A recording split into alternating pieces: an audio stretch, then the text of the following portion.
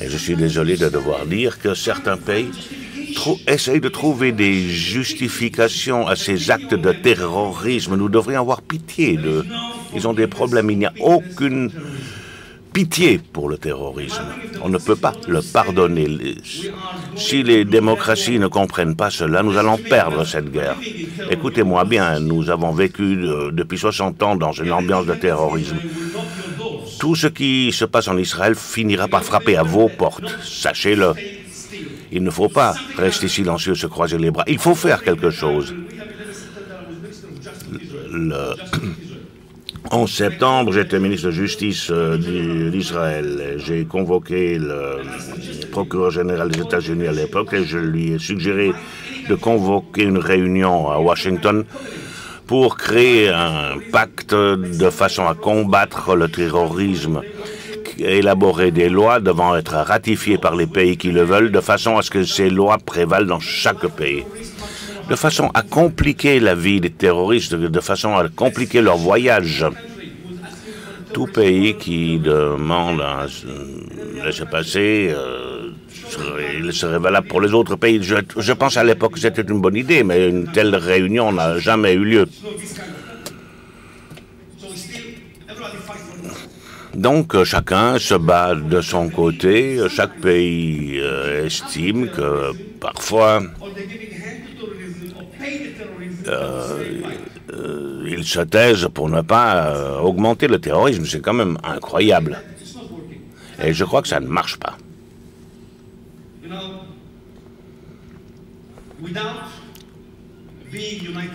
En fait, si nous ne sommes pas unis, nous ne serons pas. Nous ne serons plus des États. Si nous voulons rester des États démocratiques, nous devons nous unir et tout particulièrement combattre ce terrorisme.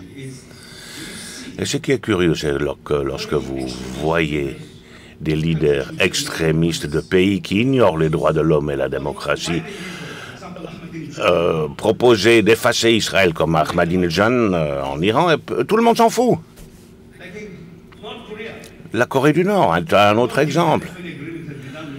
Ils se moquent pas mal d'un accord conclu avec les États-Unis ou non. Ils développent les armes nucléaires et assurent la prolifération de nucléaire dans le monde. Le Pakistan, avec une prolifération d'armes nucléaires dans différentes régions du monde, et tout le monde s'en moque.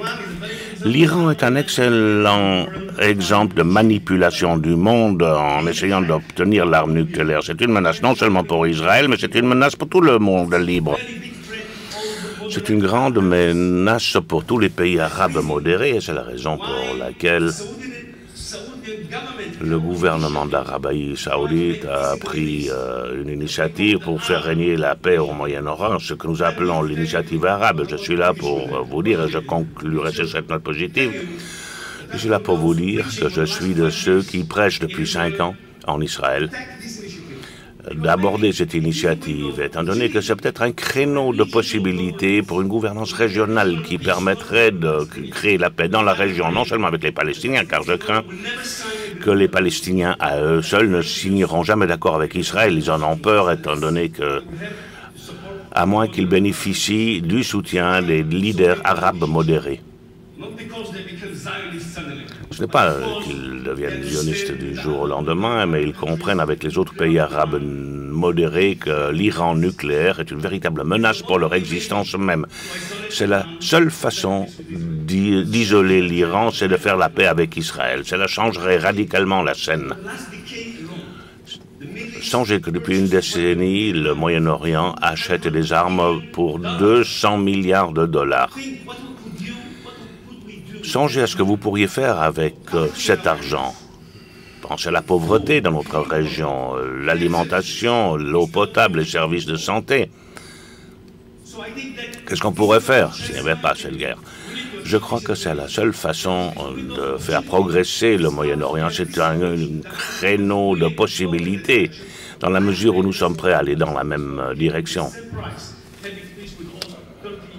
Nous pourrions faire la paix avec les 30 ou 34 pays arabes modérés avec lesquels nous n'avons aucun conflit, si ce n'est le conflit palestinien. Nous devrions soutenir cette initiative car c'est une façon de faire régner la confiance, de signer un accord avec Israël et de nous amener enfin cette paix que nous recherchons au Moyen-Orient. J'espère que je verrai cela se réaliser. Merci.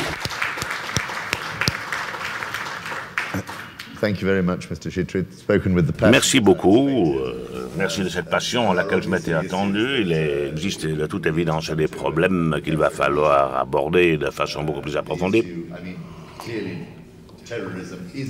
Le terrorisme est un facteur important de l'insécurité. La prolifération nucléaire est énorme, mais il existe de nombreux pays qui sont responsables de prolifération et qui ont des armes nucléaires sans les déclarer.